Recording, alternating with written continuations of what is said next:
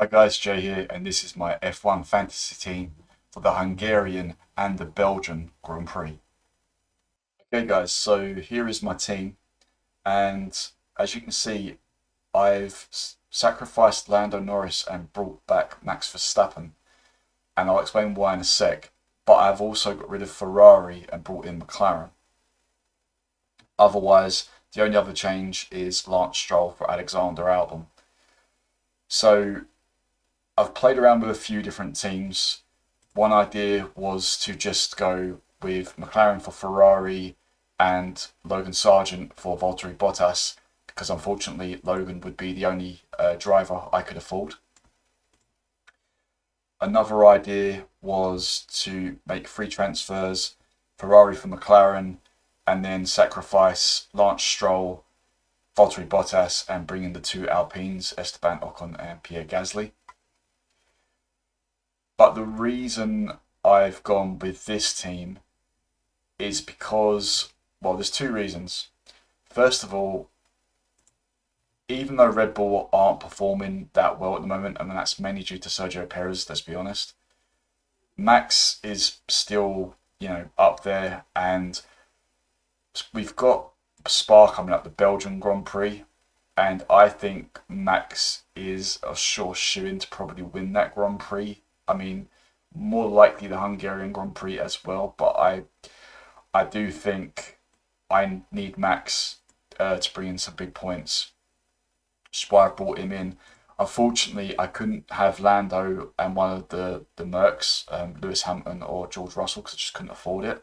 So I sacrificed Lando to bring in Max, and then I got rid of Ferrari to bring in McLaren. And the reason for that is I sacrificed Lando, so I need to keep him somehow.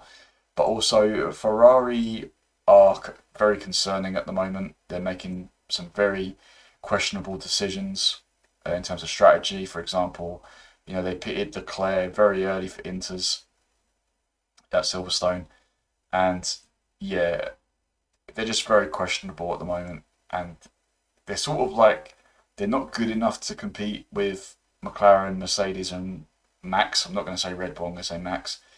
But they're better than everyone else. At least that's how I feel at the moment. Now, this did mean that the only way I could do this was by sacrificing Lance Stroll, which I didn't really want to do because he's part of my what I call my overtakes team. And what I mean by that is if I go to the statistics, you'll see here over overtakes, the top three are the two Hasses and Lance. However, the only way I could do this team was by sacrificing Lance. And so I've gone with Alexander Albon. I thought about Logan just to save money, but out of the two, Albon is better.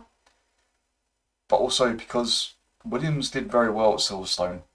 They did. I think Albon finished in ninth. Yeah, finished in ninth. So I'm hoping that with a bit of luck, Williams, or in this case Albon, is gonna be okay for the next two Grand Prix. That's what I'm hoping.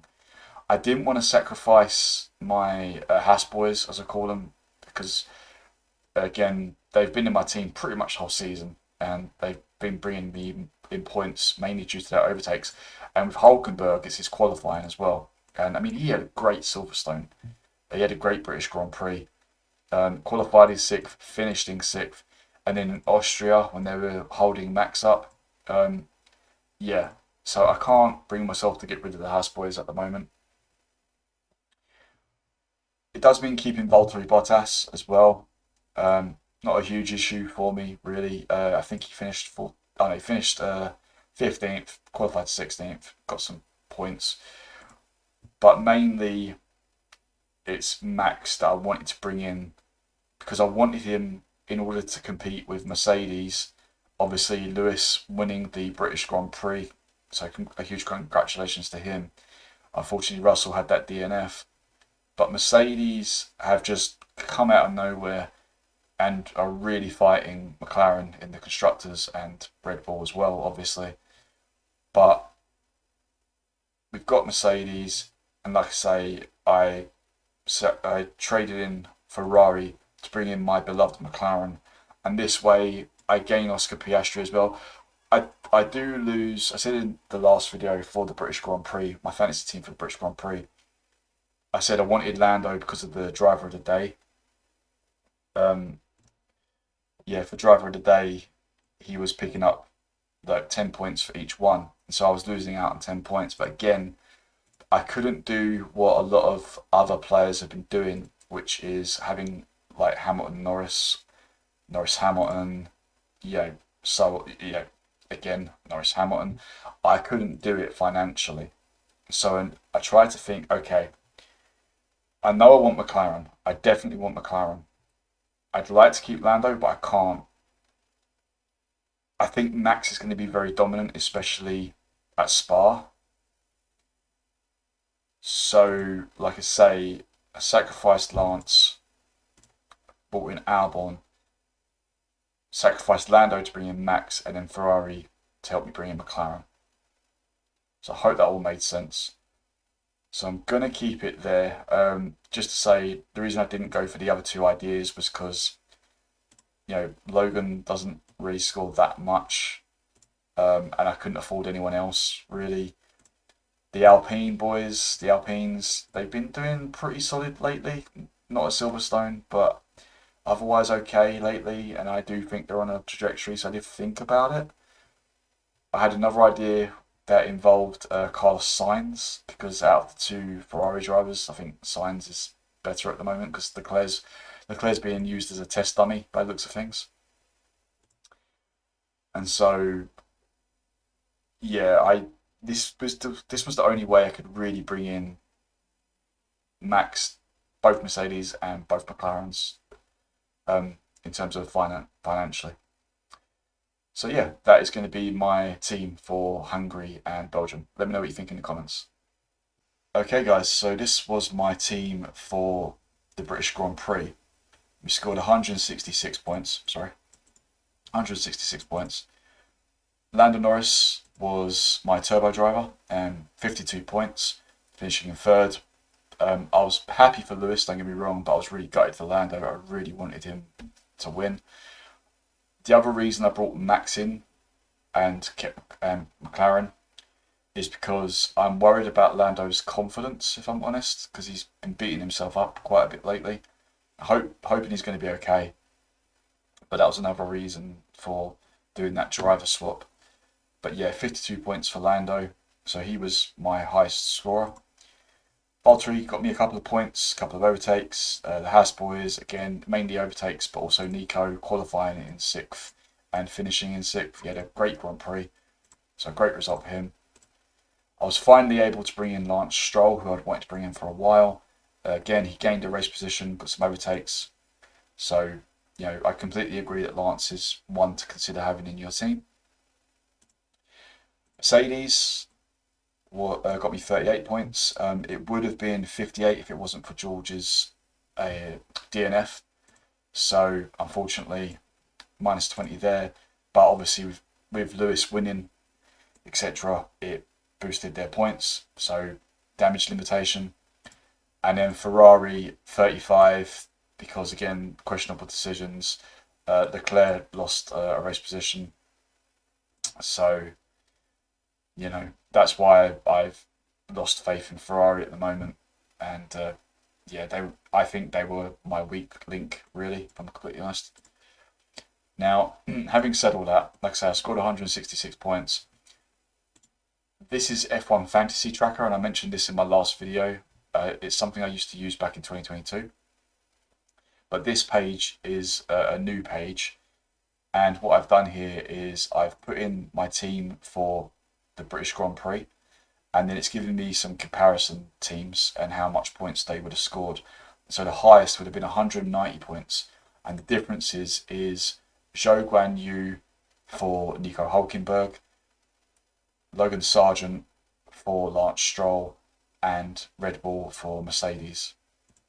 And you can see here, this is the trajectory of this team.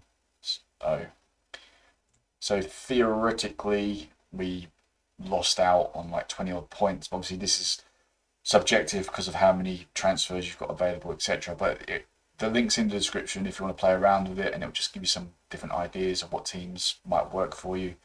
And I'll hopefully use this a bit more going forward.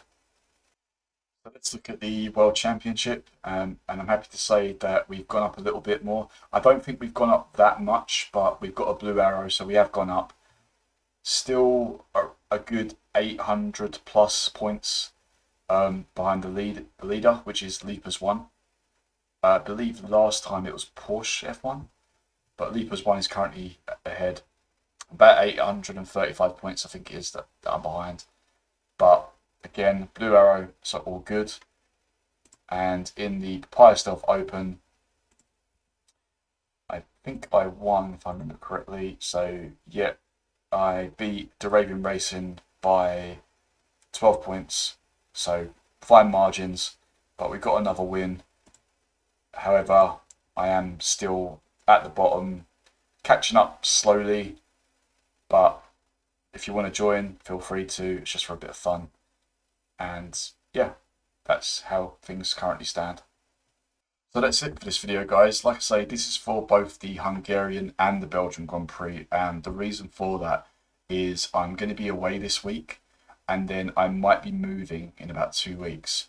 So I'm going to be away for a little while whilst I move and get myself sorted out. I've got to take care of a couple of things as well. So I'll hopefully be back towards the end of August, early September. So I'm going to take a little break, and we'll carry on with F1 Fantasy. And I've got some other ideas that I'm working on for the channel, F1 themed ideas. But obviously we've got F1 Manager 24 coming as well. So we'll be doing F1 Manager 24 down the line.